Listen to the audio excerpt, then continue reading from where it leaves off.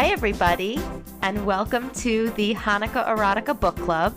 I'm Razel, and I'm here with Malia, my stepsister and co-host. Hi, Mal. Hello. And we are here to discuss all things Jewish romance. Tonight we're talking about Going Bicoastal by Dahlia Adler. But before we do, Malia and I like to catch up. Some of you may or may not know that we don't really talk too much between episodes. And we save it all for our public. We do. So, Mal, how are you? I'm good. I am excited to continue the Pride Month theme here. What was the feedback like on the last episode? Sounds like it was very enjoyable. There was a lot of laughs about my knitted condom. It sounds like people really liked the episode. It's a good image. It's vivid. Also, I keep saying knitted, but I think it's knit, like the knit condom. It's not knitted. Condom, right, knitted, knit, right. The knit right. condom. Sorry knit about condom. that, everyone. I'm just happy because we keep putting stuff out there and people keep enjoying it. And so, yeah, I got good feedback. Yes. I got a few people were happy about my expounding on my love for herring, and I'm really glad that found a place here because it's an important part of my Jewish identity. I'm happy about that too. Yes. Yeah, it seems like it was it was very fun to record. It was very fun to read. That was Knit 1, Girl 2 we're talking about. And I'm glad people enjoyed our conversation. Also, you would never know, William was pointing out how many kids were crying in my apartment during the recording of that last episode because William tended to them and then edited them out. So amazing. That was a hero move. Thank you, William, for that. Yes. And our listeners, thank you. And also, Mal, I didn't know. Like, you just kept it moving. That was so cool of you to not get off the train. The train was moving and you just kept going with it. I know. I really had to, I turned off my hormonal instincts. I had leakage. I pressed on. Wow, that's amazing. I can't even talk about nursing without having a letdown, so be careful. Let's move on then. Okay, New let's topic. Move on. Different podcast. So I have a lot to say, and I really can't wait to talk to you about Going Bicoastal, but I want to make sure that before we wrap up today's conversation, we talk a little bit about Jewish summer romance and what I want to see in the Jewish romance world. I'm seeing a little bit of a gap. Some of what I want to be reading doesn't seem to exist. I think the answer might be maybe we have to write one, but I just want to make sure that before the end of the night, we talk more about, Jewish summer romance. Okay, it's a good, I didn't, right. Summer is here, and that is a huge genre in and of itself. Like summer romance as a concept. Summer romance. And Going Bicoastal, by the way, is a summer romance. It's about Natalia's summer. It's just that It's not a traditional camp experience, birthright experience, summer in Israel experience. Like I want to talk more about that. I think there's a lot of potential. So let's make sure we just get back to that before we wrap up. Noted. But Going Bicoastal is a summer romance. Absolutely. It is. It's about the summer. So what'd you think? Okay, I have to say I really liked this book. Me too. This was one of my favorites that we've read so far. And I 100%. I can't believe I'm saying that because I wouldn't label myself, a YA person in general. I've liked the couple that we've read, but in a very lighthearted way. It's cute, but it's nothing I would pick up on my own. This book was very enjoyable for a number of reasons. I completely agree. It was very, very good. I like YA more than you do in general, but this book was very good. Really good. I know. Okay, so first of all, I kept thinking. So okay, here's the thing. So I guess we're gonna recap but the basic the conceit is that at the beginning there's this girl. She's going into her final year of high school, and she has to make this decision: stay in New York City where she lives with her dad for the summer, or go to LA and stay with her sort of semi-estranged mom for the summer and get a summer internship at the marketing company where her mom works. And she doesn't know whether to make the decision, and so the book then alternates chapters between let's sort of go down the path of her deciding to stay in New York, and let's go down the path of her deciding to go to LA. So I was thinking a lot about your sort of standard of like a place that the book is in being clearly evoked. I know nothing about LA, so I felt like there was some place that was evoked, but like I have no standard on which to go, but I loved the way New York City was evoked in this book. Like, it was so fun, and it made me like excited for my kids to be teenagers growing up in New York City, and like having fun experiences here, because it just seemed so exciting, but also sort of, I don't know, you really could imagine it, the specific places, because I know all of them. I was really imagining, and it just made the whole thing very fun. I could not agree more. I feel like what I know about LA is like from what I like, the content I consume, movies, TV shows, just like things I've seen. I've spent a little bit of time there on a Jewish summer romance, by the way, but I spent slash nightmare horror story, but I did. You know what? I think I remember this. Yeah. This was like right as we were meeting. Yeah, it was. I remember. Yeah. And so I have spent time in LA, and I feel like it did evoke that sort of like hipster LA scene a little bit. I hate that word, but I do feel like there was like an indie food scene, and we'll talk more about that. But I agree with you in terms of the like really feeling the spirit and energy of a city. The way she did that with both the Upper West Side and the Village was really palpable. I loved it. I loved it. I loved it. Yes. And the subway station, like, I loved it. So yes, Amalia did a really nice job kind of giving an overview of what the book's about. But yeah, Natalia has this big decision to make, and the way that the book plays out is that she doesn't have to make the decision, because every other chapter we see what that summer is like in if she stayed in the city, and what that summer is like if she went to LA with her mom. And there's so many really cool things that happen. The book is called Going Bicoastal, and Natalia is bi, and she in the city has this really big crush on a girl that she nicknames the redhead. And everything that Dahlia, the author, did here, I loved. Like, everything from the character development, the way she described the cities, the storyline, the conversation, like everything.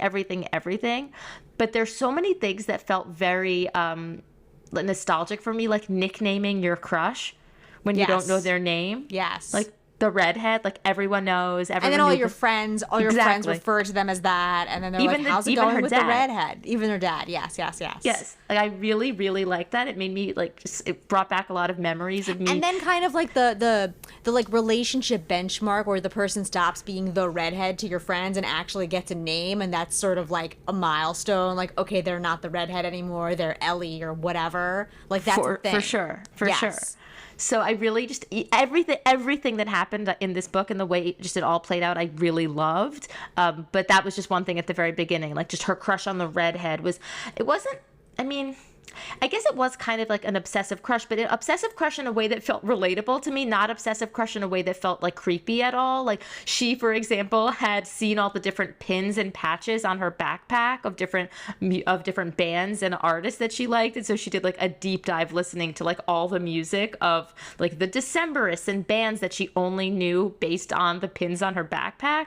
Yes. But like, I get that. It's like when you really like someone, you want to listen to the music that they like. And I as someone who's crushed really hard, starting when I was a little bit younger than this character, like, I really, really appreciated all of that. Totally. And I was also thinking about how, like, our teenage years did not have there was no social media back then. And I know Which I'm grateful for. Me too. And I know that there's a lot to be said about sort of like the ills of social media and how difficult it is to be a teenager growing up with it. But I also felt like this book had a nice sort of like positive, lighthearted take on how, like, if you're, responsible. If you're responsible and you're, you have your head on, you're sort of well adjusted enough, it can actually be sort of a nice way to communicate and sort of like complement to real life that isn't sort of like this dark rabbit hole. Definitely, but there was a maturity in these characters that I do wonder how realistic it is. Maybe it is, but these characters were mature. Definitely. They were. Right, I guess the fact that they were as relatable to me as they were maybe is because, I'm not 17 and haven't been for a long time, so, maybe that says something. Right, but or kids these days are more mature. It both could be true. I don't know. Right, or like city kids. I don't know. Right. Like, right. I don't know. I don't know the answers. I don't know. But one thing that Molly is talking about that I really, really agree with, one thing that you're talking about that I agree with, is that there's one scene, for example, where this Natalia's still in the city. She's in the city in this whole part of the book, and she's seeing a band in the subway station, a band that she really is into. She tags the band on Instagram. Ellie, her crush, shows up there or DMs her and then shows up there. She's like, by the way, how did you find me? And she's like, I'm so into this band that I actually like click on their hashtag and I read all their posts because I'm like a nerd like that. And I want to be able to find them like when people spot them in a particular station. Exactly.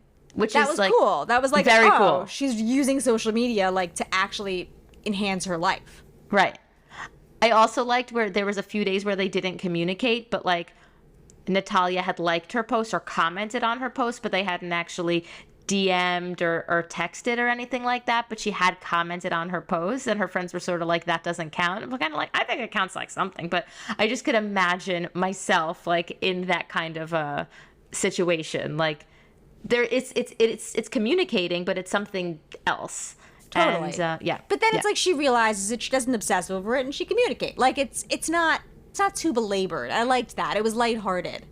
I agree. There's a lot of interesting things that go on the Upper West Side storyline, and one thing that we often talk about in books is like how, Jewish is the book. And I'd say this one was like pretty Jewish.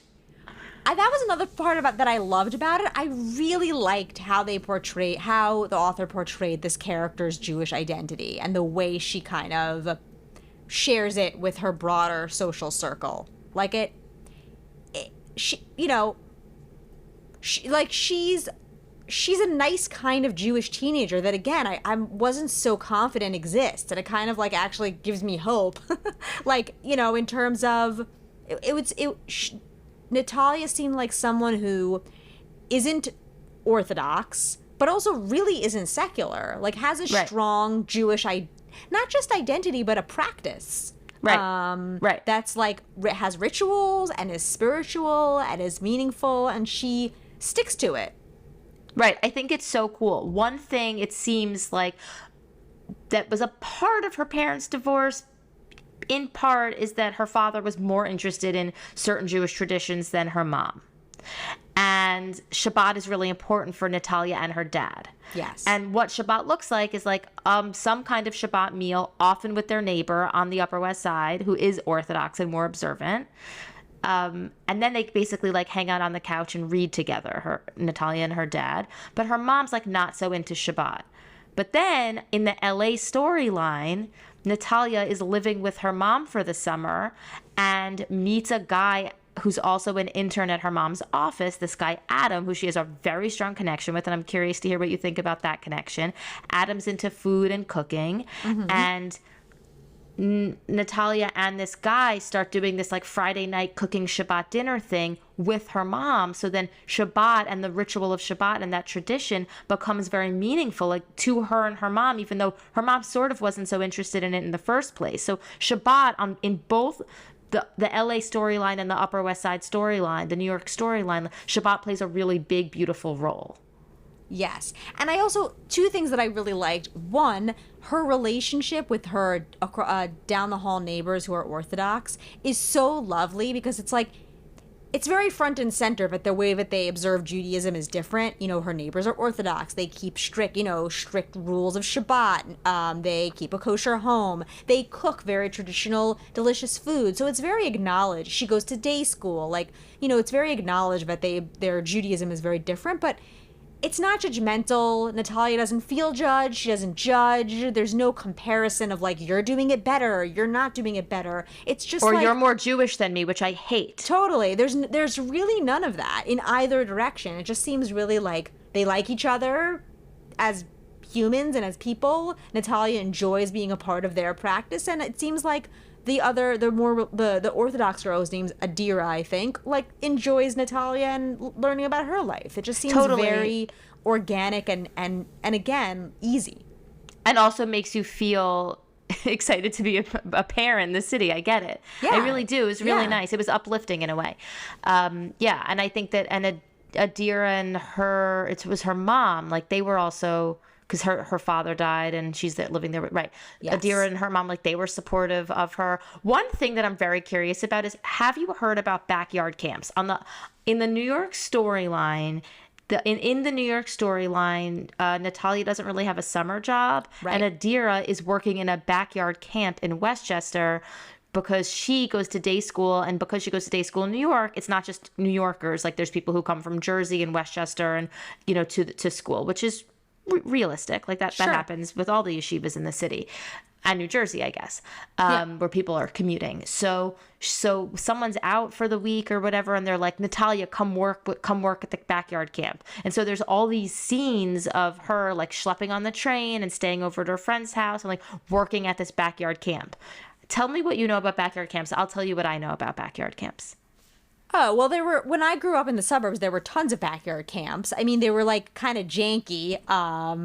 Which this camp seems to be too. I mean, it seems like it's at like an very opulent like home in Westchester, which was not my experience of backyard camps. It was much more like a middle class sort of endeavor. But like as a younger teenager, I worked at a backyard camp in New Jersey, and it was like in the middle of the summer, a neighbor reported the camp because like I think you're supposed to have a permit to have you can't just like have a camp in your backyard, but no one gets a permit. It's just like it's an informal, all cash business. And basically the camp director, AKA like some random mom that opened up a camp in their backyard, like had us all counselors, like AKA 13-year-olds, come an hour early and literally carry the whole camp across the street to like some other mom's backyard where it then happened for the rest of the summer.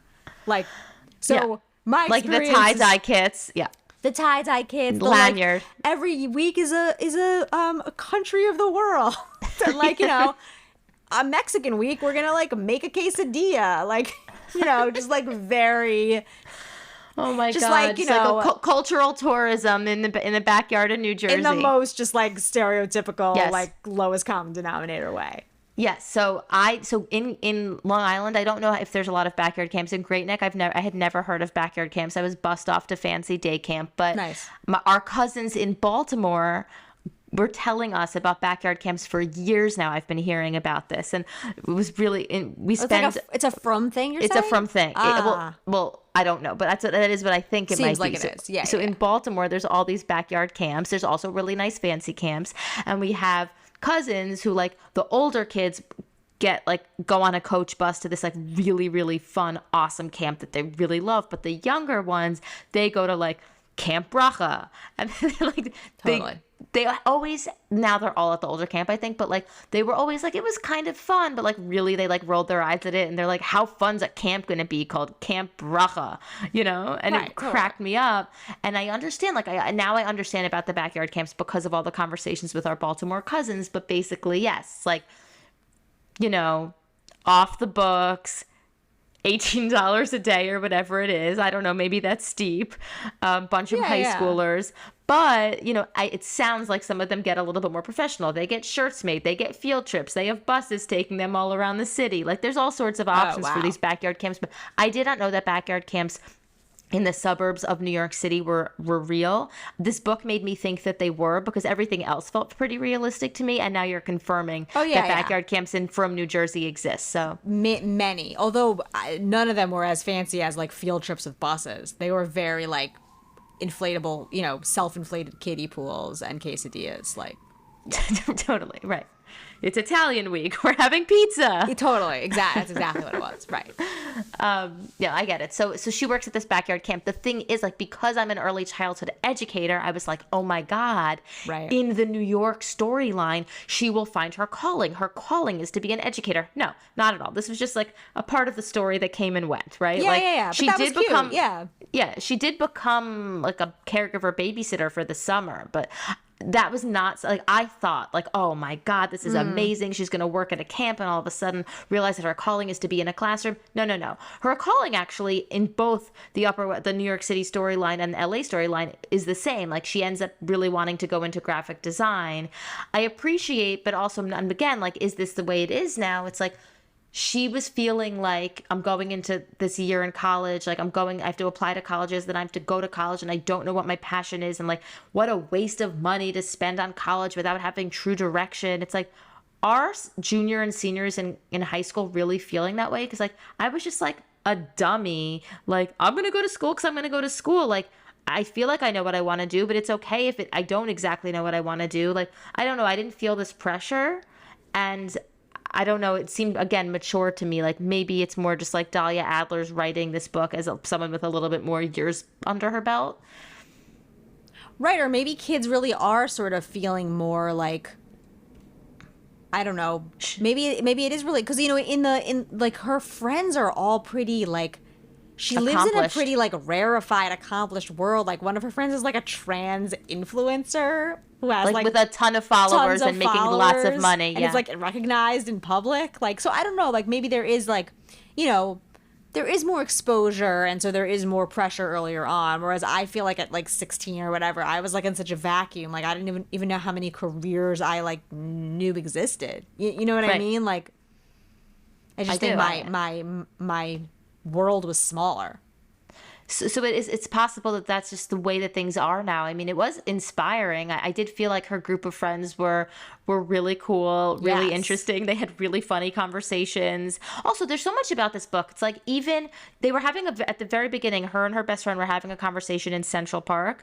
By the way, I want to say something about parks. I want to remind myself I'm parking lotting that, but you know, they're having this conversation about going to LA and her friend's like, you can, you know, go to that all romance bookstore. Just go to LA. It's like, she's talking about the ripped bodice, the store I was telling you about that's opening in Park Slope. Yeah. Like she was literally talking about the ripped bodice. That was fun. I noticed that. That was cool. Yeah. Yes. Yeah. And then like tons of music, a lot of books. Like I was starting to feel like, are all of these real? Because so many bands were real that they were talking about, but then there were some that sounded fictitious, but it's possible it's just because I don't know them. Same with books. Like there was a whole Edgar Allan Poe themed cafe with all these Edgar Allan Poe puns. Like so much of what was happening in the book was based in reality. Same with in the Adam storyline in LA. Like there's a lot about food and a lot about traditional foods from many different cultures, all very well researched, right? Like there's like a peanut Senegalese stew they're talking about. And like there's just like food from a lot of cultures that they're talking about that feels well researched about what ingredients go in it, how it's supposed to taste. Like, so there was a lot of richness and depth in this book when it came to a lot of different things. Yes. But then I wasn't sure, like maybe some things were made up. I really don't know. Yeah, the bands on the underground band, I just wasn't sure. Right, I don't know how many were like loosely based in reality, but with a different name. Because a lot was real. Yes, and these were really, again, like I think you're highlighting. These were like very cool, worldly 16-year-olds. Like they were really, I don't know, more sophisticated than I was working at that backyard camp for sure. No, they really were. But the thing is, the way that she writes, like the imagery of the kids playing at the park, and then a group of millennials like getting really excited when they hear Oasis's Wonderwall. Like, of course, if we were in Washington Square Park, we'd get excited to hear Wonderwall and like sing a little too loudly as she writes, and like all the 16-year-olds. It made me laugh. I was thinking of us doing like Counting Crows karaoke once, you and I. Yes. Like just like so into it, dropping the mic. Like, of course, if we heard Wonderwall, we'd get excited too. She got us. But yeah, that Pegged image us. of, but like, yeah, exactly. Like that image of Washington Square Park and Central Park. But what I wanted to say about parks is that a new neighbor moved into my town. She moved from the city of Hoboken to like right across the street from my house. And my neighborhood's really social, really fun, and like everyone in my neighborhood who's around our age with kids, like lived in the city or Hoboken before, or, you know, Brooklyn, the city, like before they moved here. It's not like everyone's like suburban from birth and then stays. Like, you know, everyone moved from the city. And she was saying that she was having a conversation with her boss who lives in Brooklyn. And she was like because okay, let me backtrack. I have a theory that kids hang out in homes with finished basements. Okay, this is not a hot take. I think everyone has that theory. Like, if you have a home without a finished basement versus a home with a finished basement, if you live in a house, like, where do older kids hang out? High school age kids. They hang out in basements. Agreed. Right? Absolutely. And so, like, Mitch and I feel like at a certain point, like, we want to finish our basement so kids because can hang we out. want Binny and her friends to hang out at our house. Like, right now they hang out at our house because she has play dates because she's going into second grade. But, like, eventually you need They're the gonna finished want a basement. Sure. Exactly. And I want them to have that basement, right?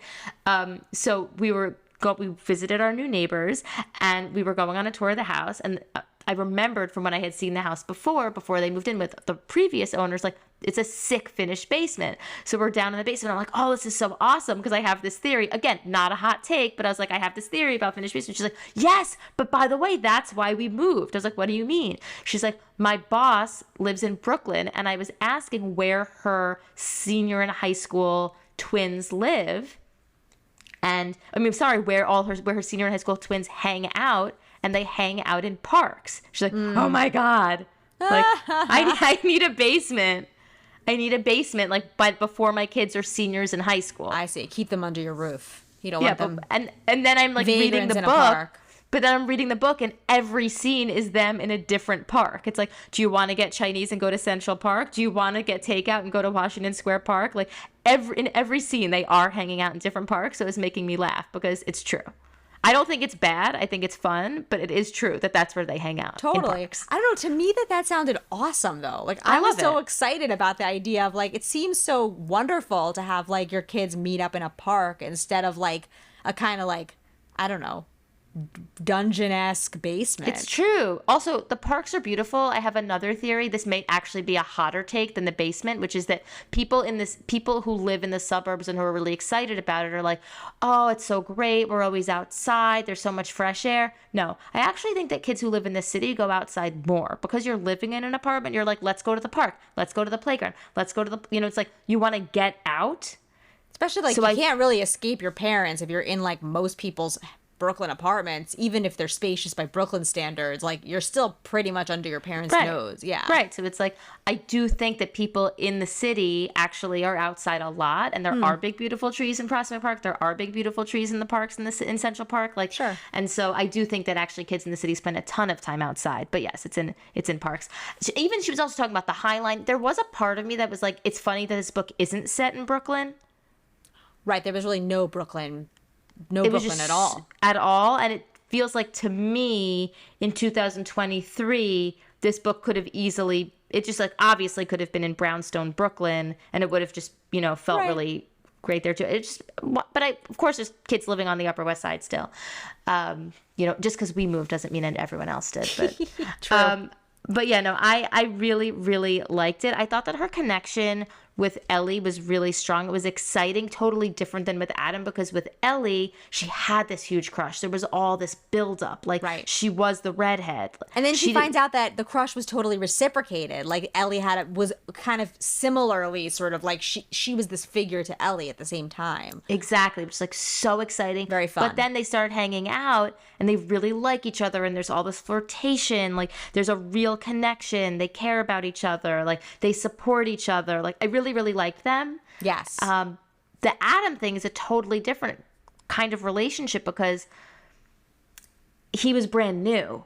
So there wasn't this buildup. It was like a totally different thing. It's like you meet someone, you feel some type of way, it develops. Like, it was a totally different thing. But there's also that nature of that. It's almost like a summer. It's like more of a classic summer romance in the sense that, like, she's in a new city. She's away from all her friends. She's away from all her everything that she normally does, and she has this, like, sudden new connection with, like you said, a totally new person. But all of a sudden they're hanging out all the time because she really doesn't know anyone else. So it's like a camp romance type vibe of just, like, all together all the time, but sort of like in this, like, love bubble.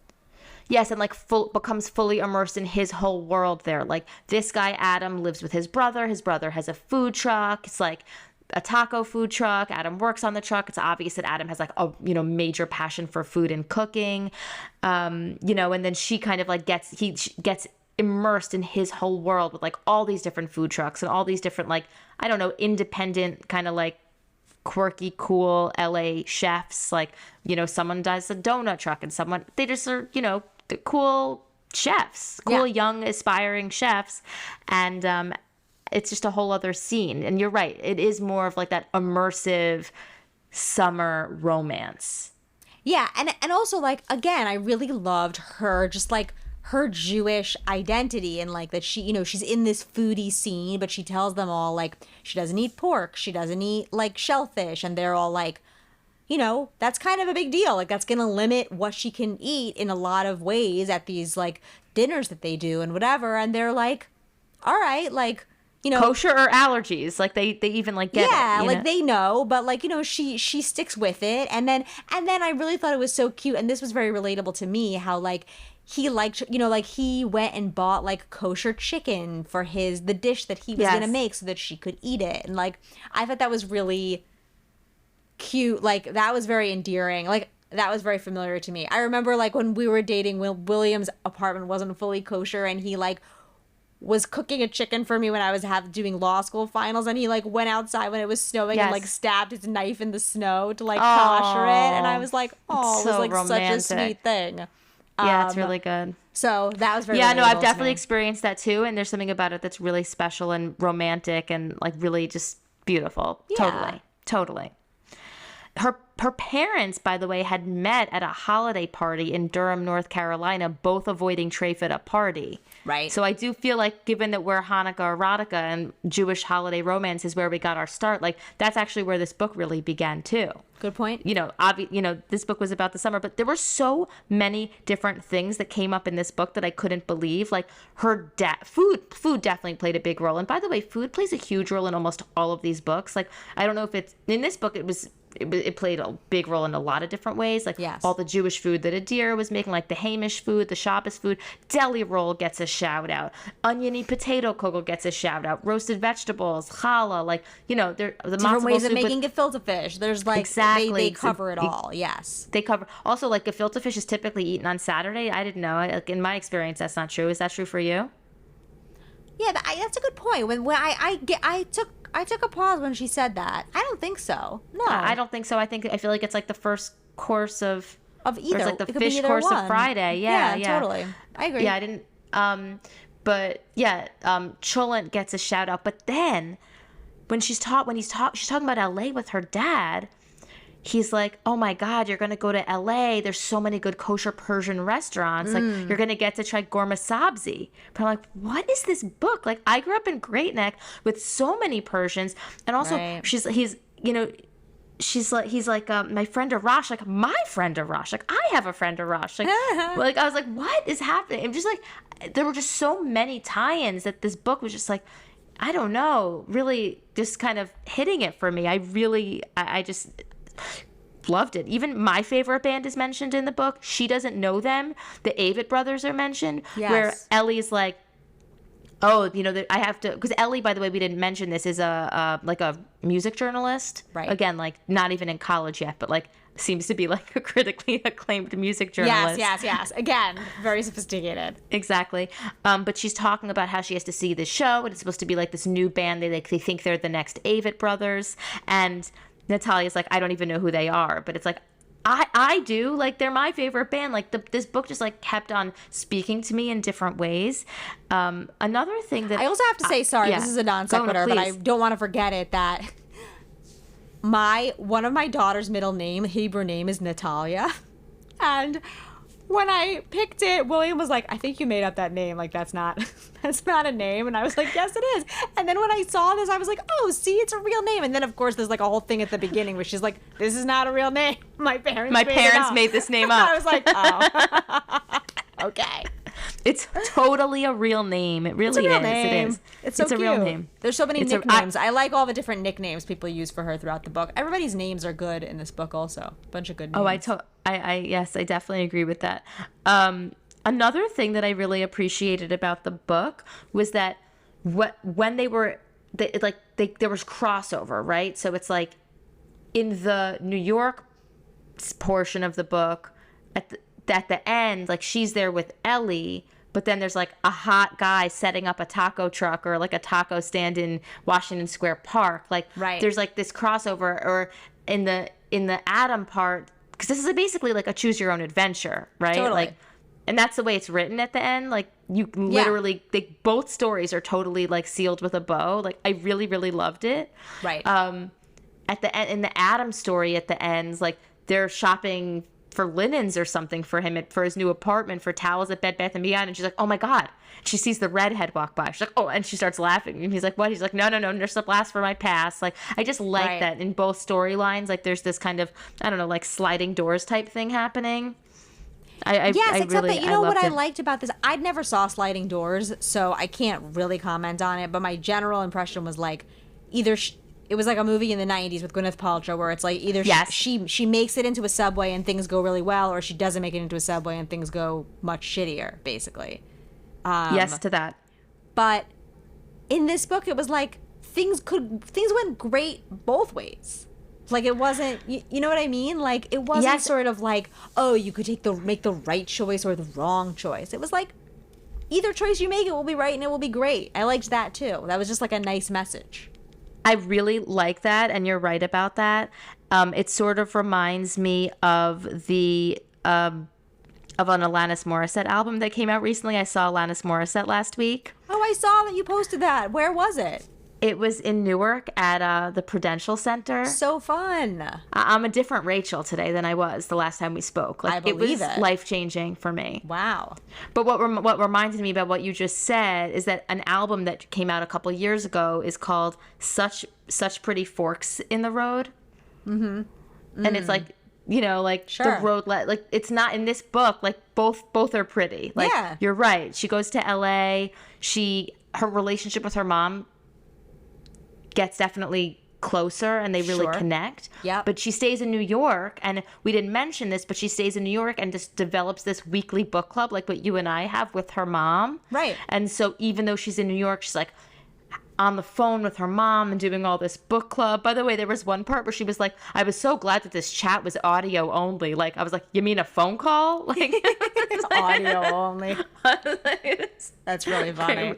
it cracked me up. But like, no, you're right. Like the Alanis Morissette album, like there's all these pretty forks in the road rather than like the road less traveled. And I think that, Especially when you're a teenager, I feel like you can obsess over these small decisions, and it feels like everything is so important, and it's like gonna hugely impact everything. And how do you choose, and like the drama, which is fun, but it can also become a little, you know, it can become, I don't know, debilitating. Thank you.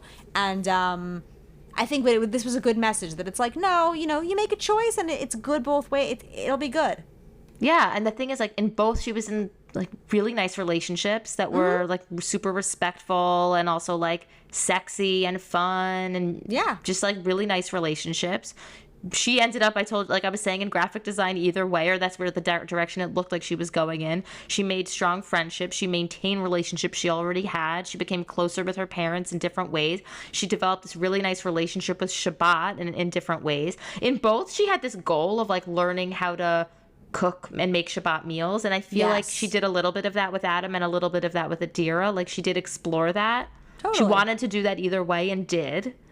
You know, and I did like, there was a point where she was inviting Ellie over for a Shabbat dinner, and she was nervous about it, and I think she made some comment like how she realized why now, like she understood why it was important to her parents to find like another Jew to meet and marry. And it's not like, it's not the last thought she has, you know, it's not going to stop her from pursuing her relationship with Ellie, but she's also like, she's thinking about her identity and how like when you're with somebody who doesn't share that identity, it does make it harder in certain ways, and it can make you feel, you know, like you have less in common, or you're less close, or there are more obstacles, but you know, not like it's going to stop her, but it's something that she's considering, and I liked that also. But she did feel really, I think, excited when she found out that Ellie's dad had converted to Judaism when he was on tour with Lenny Kravitz. That was very funny. That was extremely funny. And then there is some part at the end where Adam is like, will never say never about, I think, him becoming Jewish. Yes. And she's like, those 3 words hung in the air, like the other 3 words we're not saying. Like, never say never about him becoming Jewish definitely felt very powerful to her. Right. Right. One thing that we didn't talk about is just that, like, she was very privileged. Uh-huh. And was just like gallivanting over like throughout the city in LA, like making no money and just like spending like crazy. Right. Totally. Which and, was like, very fun, honestly. I mean, yeah, it was, and I understand, like, if you're a teenager and like there's like an aspirational element to this too. Like when you're like, you want to read about kids having fun and doing things that maybe you're not doing because you're not living in New York and all your friends are like trans influencers or whatever, like getting you into clubs and like I don't know what, but you know, that's fun to read about. Like, oh, for sure. I loved it. Also, I did go out in the city when I was underage. Did you have a fake ID? I think I know the answer to that. Yes, I had a fake ID. Well, I also was like on the younger side in general, so like I didn't actually turn 21 until like really the end of college. So yeah, I had a fake ID. Yes. And actually, I have a very funny story with our mutual friend Daniela, who is like a little over a year older than me. So she gave me, when she turned 21, she gave me just like her... The best kind of fake ID. Her license. There's no better fake ID than someone's real license. Like, right, it wasn't a fake ID, elite, it just wasn't my ID. Elite. That's the best. Yes, I have stories about totally this too. Elite, you go except first. that like we happen to look nothing. We don't look alike. So I mean, you know, we're both like little Jewish girls, but like that's basically where it ends. But you know, you flash it quickly and whatever, hope for the best. But there was this one time I remember where I flashed it and the guy like looked at it and then he was like, and Daniela has a very long, very Jewish sounding last name, and he goes, "Spell your last name," to me, and I was like, Could you? I could spell her last name. So I totally spelled it correctly, and he was like, all right. He's like, if you memorize that, you deserve to get in. And then he just let us in. They know, right? They know. Yeah. But I think it depends who you get. Yeah. So I had multiple different kinds of fake IDs. I had like the really bad one that you get on like 8th Street, literally underage, like when you're 15 or 16 in the city. And then and this book, by the way, brought all of this back for me. Like, I have not thought about any of these things, but the scene in the club with the fake ID, and also like, by the way, I like that like they're not all like getting hammered. Like, I have been talking to some people about like maybe young people today like, or like maybe they're into wellness or they're into other things, or they think that like there's other things to do and enjoy life that you don't have to just like drink. Like, I don't know. Like, they were definitely like, there was alcohol, but it wasn't like I don't know. It wasn't like the main theme of what was going on, like in these clubs or like any, it was the music scene and dancing. They seem pretty well adjusted. Like I said, it really gave me hope that like you can grow up in the city with social media and you can still, you know, you can be okay. Totally. And clubs and fake IDs. So my first ID was like a garbage ID that was like a fake Delaware. Like, I don't even know if it looked like the real Delaware ID. It was like, it felt like so thick, like a journal. I'm looking at a journal sitting on a desk, right? Like, not real. It did work occasionally. But then I had worked with someone and her dad was a cop. And so when she gave me like her old license, I was like, this is fake ID gold. Like, I am not like 5'10" named Caroline Macaluso, and that's obvious. But Caroline Macaluso's dad's a cop, and like, I'm gonna be okay. Totally. And that ID got me through a lot. That was really good. Wow. That was really good. One time I was in the city, underage, and I met this guy at a bar. He had 2 gloves. On one glove across his fingers, it said love, Love. And on the other glove, it said hate, Hate. And he like held up the love one and was like, you know, we were like having a whole conversation. He was such a cute guy. Did not exchange numbers. Thought about him the whole week. Was out again the next week. By the way, it sounds like I went out a lot, but like, I don't know maybe it was the summer. I don't know what was happening. Went out again the next week to the same area. Malia, I saw him again. I saw the guy again. Wow. He was standing there when I walked in. I was so excited to see him. I was 16 or 17. I know his name. I know his first and last name right now. Never exchanged numbers. Never saw him again. I saw him 2 weeks in a row, 7 days apart, and then never again for the rest of my life. It's been Interesting. It's Have been you looked him 22 years. Okay, one time I told this story in Israel. I was living in Israel, and I told this story to my roommates. They were like, look him up right now. His resume came up. Huh. Wow. Weird. Isn't that weird? That's the thing. Before the internet, that would never happen today. Yeah, because we would have been Facebook friends or media, Instagram and you friends. would still be friends with him now. Like, yeah, we would have followed each other on Instagram or something. Like, yeah, there's no such thing as like strangers passing in the night. That's like completely, non-existent. Yeah. So, but when I did look him up in Israel, sitting around with my roommates, like, look him up. Right. You know, his resume came up. Nothing else. This is really so weird. That is so weird. It reminds me, there was a short-lived website called almostmetjew.com. Do you remember that? I don't know about it. Is it like Misconnections? It was like Misconnections. Ooh, but like, I love Misconnections. Saw you at the Israeli Day Parade, corner of 5th and 72nd. You were wearing a long black skirt. Like that type of thing. Love that. Oh, yeah. I love Saw you in Muncie Misconnections. Blockbuster Saturday night. Love Misconnections. Love this concept. This is the kind of concept that I would have been like, you know what we should do? A Jewish misconnection. And then, like, obviously that website was not successful. I think not. Does Only Simchas still exist, or did Facebook take over for Only Simchas? I have no idea. Another defunct Or maybe website. it became like an Instagram handle or a Facebook page or something. I don't know. Who knows? Yeah, right. That's something I had never heard about until I met you and our friends. Never heard of Only Simchas. So glad we brought that to you. Me too. Yes. Me too. It's a big thing. I'm checking my notes, and we really covered a lot of what I wanted to cover about this book. Like, it was great. It was really great. There was even more. Like, there were just so many elements. But like, one thing that Ellie really liked was that when she met her friends, Ellie was like, "Are you the friend she watches all that Bravo garbage with, so that I don't have to? I love you." Like, even just like Bravo garbage, like bad reality TV, just so much stuff woven in that I found so enjoyable. I really did. Really, there was also some good like body positivity, I thought, like for sure, interwoven, which was nice. Oh, I agree. A lot of good. I really I liked the idea that it was a really positive portrayal of the teenage years, which I just found uplifting. I don't disagree. I also though do wonder, maybe do you like YA more than you thought, or was this just a great book? I don't know. This book has had me quite. I would say the other books were like the YA books we've read so far were like, nice, but didn't make me feel like a convert to the genre. I think this one might be. Like, I was about to ask you, like, has Dahlia Adler written other books? She has, that I haven't read, but I want to. The other thing is, she like has a full day job. Like, that shocked me. What? Because this book is, to me, like, this is like full time. Like, you are a novelist. Like, totally. This book was really, really good. Yes. And when I researched her, it looks like she like has a job. Like, this is a passion project. And I just like, I'm sorry, but goals. Like, she's amazing. This book was really great. Yeah. This book was really good. Totally. She has written other books. I believe one was called Cool for the Summer. That is, I guess, another summer book, and I'm very curious about it. It came out 2 years ago.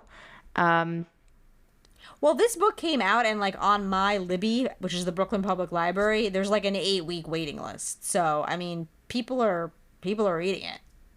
Yeah, people are reading it. There was a long wait list for Libby it's linked to both the New Jersey Library and the New York Public Library. Did not get it on Libby. Totally. It's still being read. Yeah, her bio is Dahlia Adler is an editor by day, a freelance writer by night, and a writer of contemporary YA and NA at every spare moment in between. I mean, that's so impressive. It says she's the author of the Daylight Falls duology, Just Visiting, the Radley University series, Cool for the Summer, Home Field Advantage, and the upcoming Going Bicoastal, a contributor to the anthologies All Out, The Radical Element, and It's a Whole Spiel.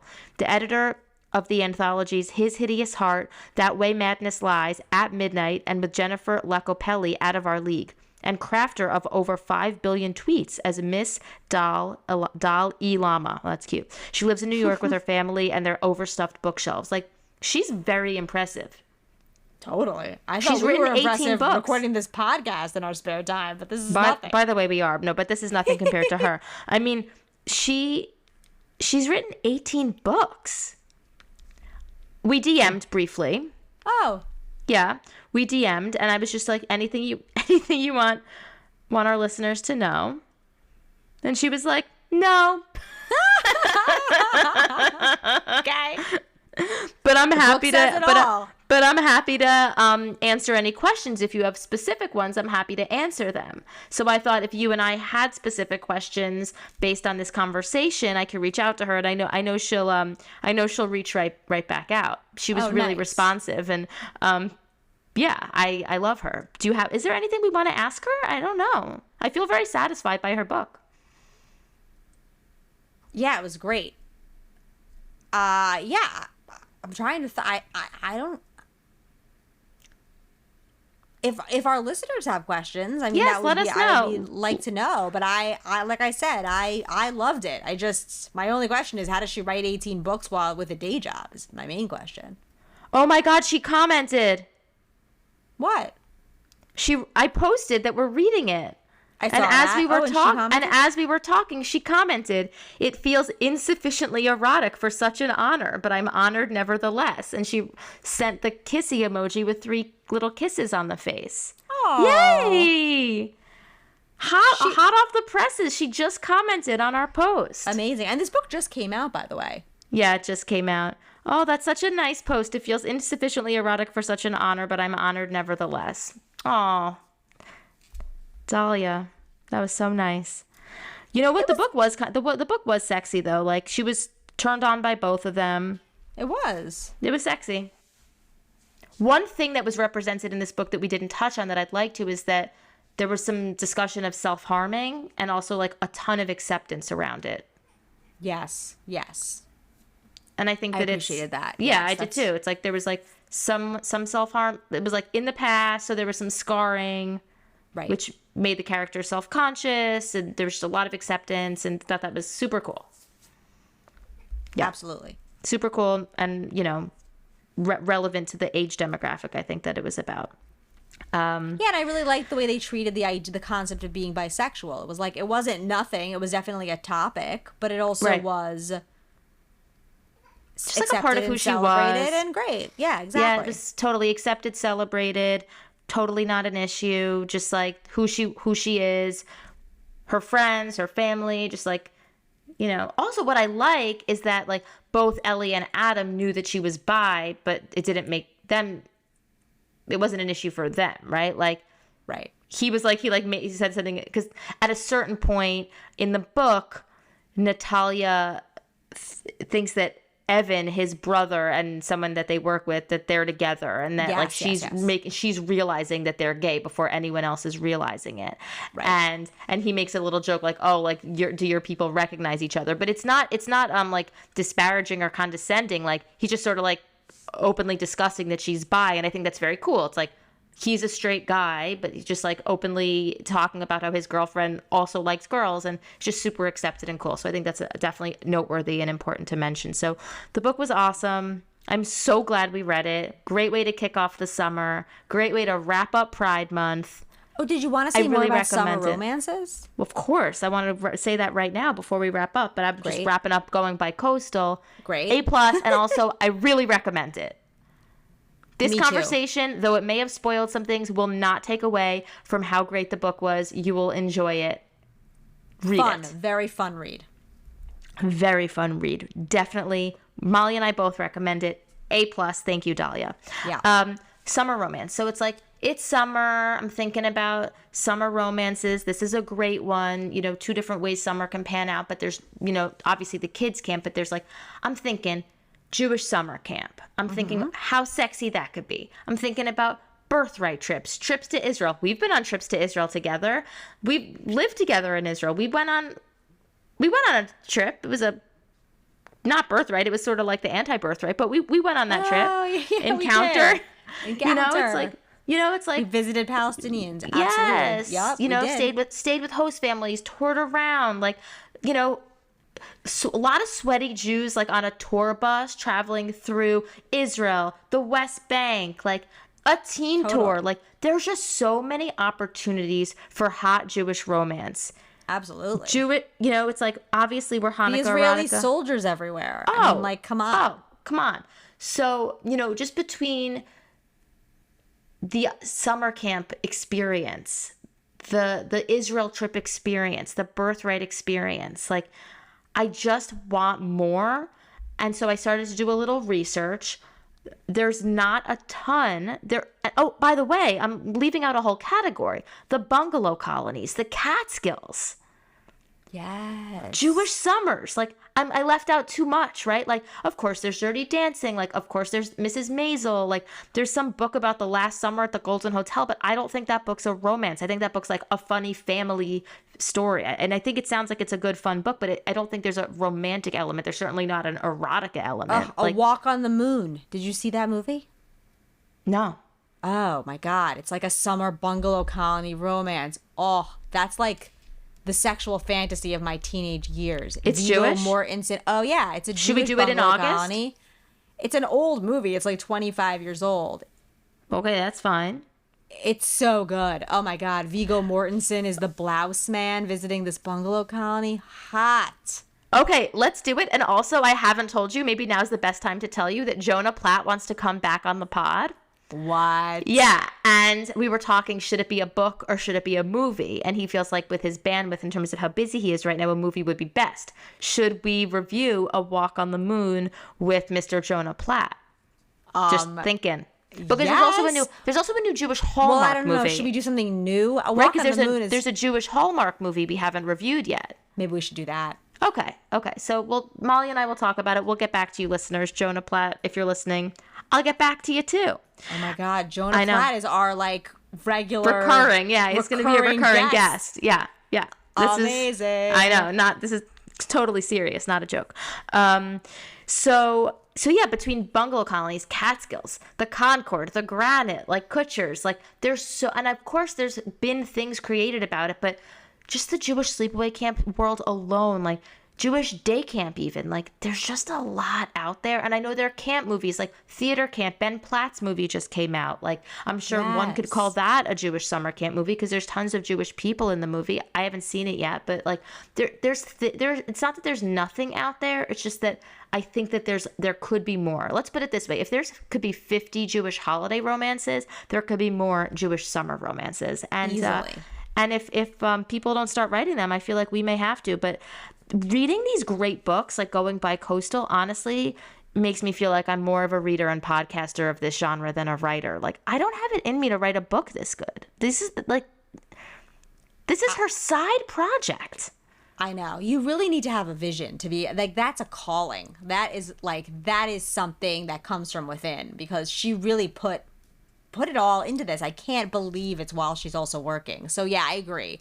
I like consuming for now. I do too. Avid consumer. So I guess I'll say this, like, to the authors out there who listen, we need some more summer romances. Like, yeah, maybe we can influence the content from this vantage point. I mean, I think that's this is a plea role. then. That's a plea, because it's true, I don't really see it happening. I don't see myself writing one, but I really like reading them, and I do want more. There's some summer ones that I found. There's one it's a YA book.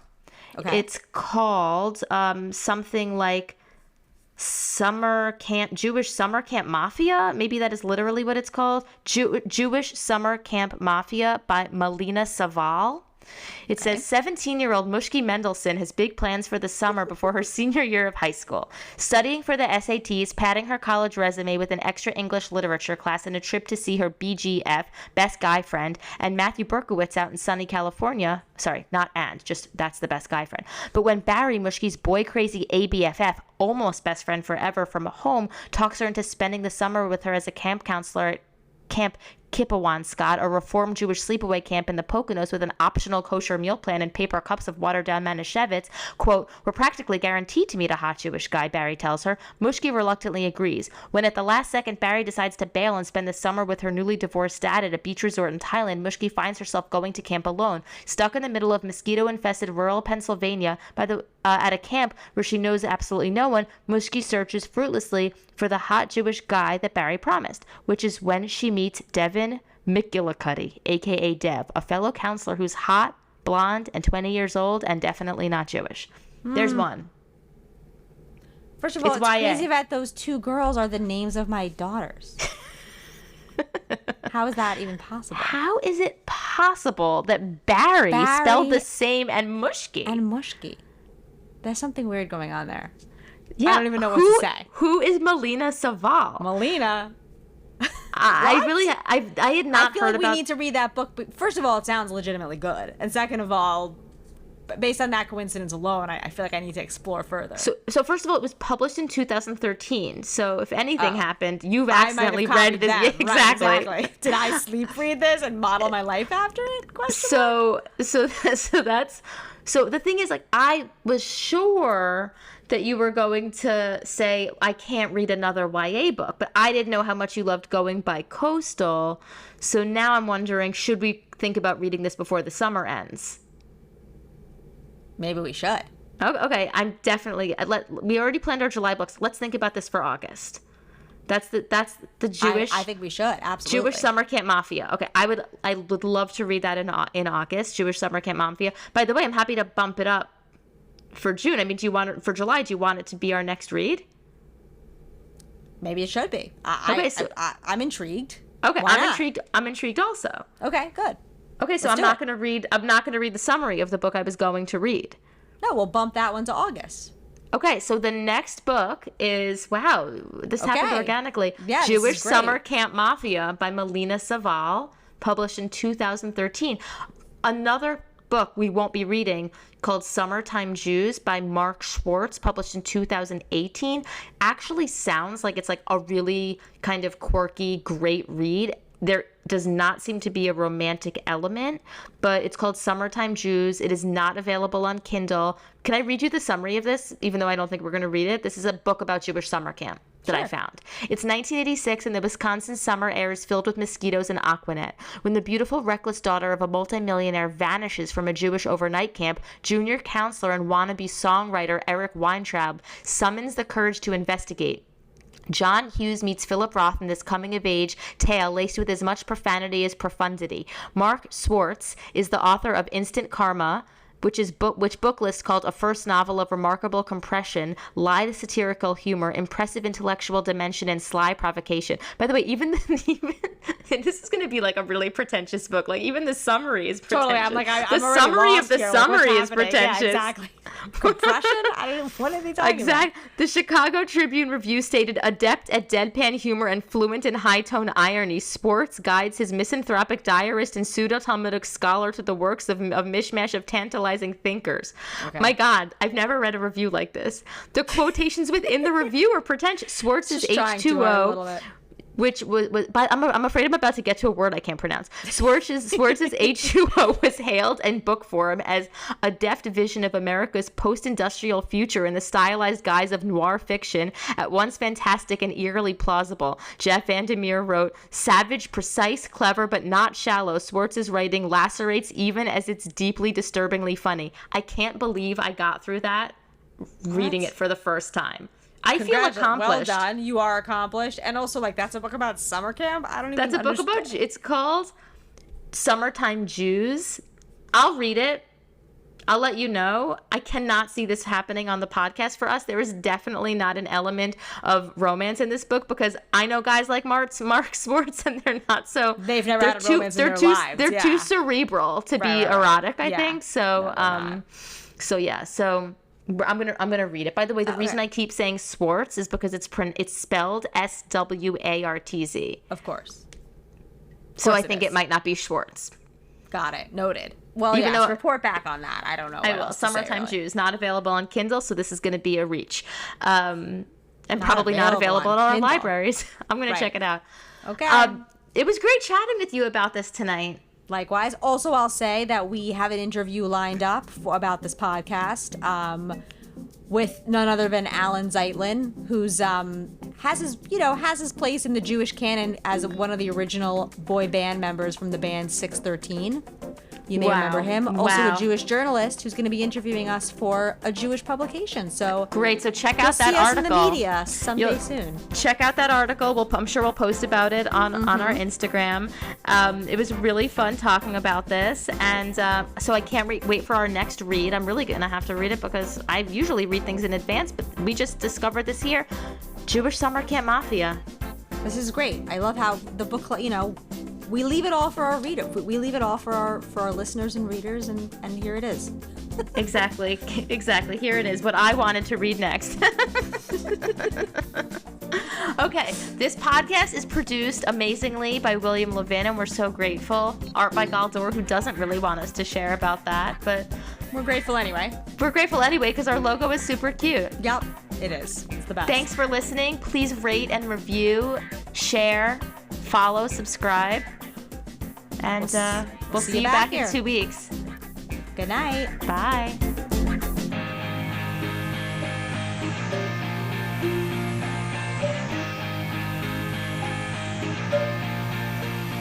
That was great.